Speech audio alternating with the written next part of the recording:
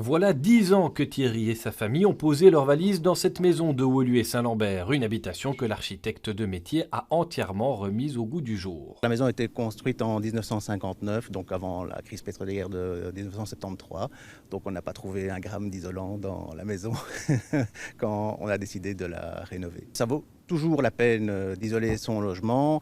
Après, il faut mesurer à quel point on va aller vers du passif ou pas, sachant que c'est un investissement financier qui est quand même conséquent en rénovation. Deux façades, 250 mètres carrés de surface et 250 000 € de travaux, en ce compris la construction d'une extension vers le jardin. L'isolation passe par de nombreux détails bien intégrés.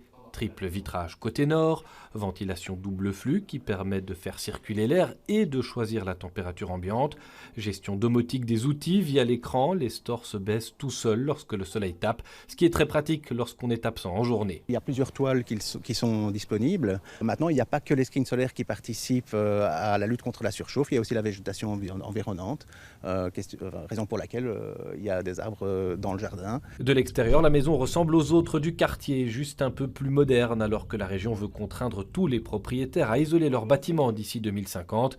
Il a fallu respecter les normes urbanistiques, ici en plaçant des briques de parement. La façade s'arrêtait quasiment ici, puisqu'on a mis 20 cm d'isolant et une briquette de parement pour, on va dire, se conformer aux prescriptions urbanistiques. Et ça fonctionne, même dans la chambre d'enfant sous toit, la température reste agréable. La maison n'est pas formellement passive, mais bien basse énergie. En période de canicule, elle reste un refuge agréable.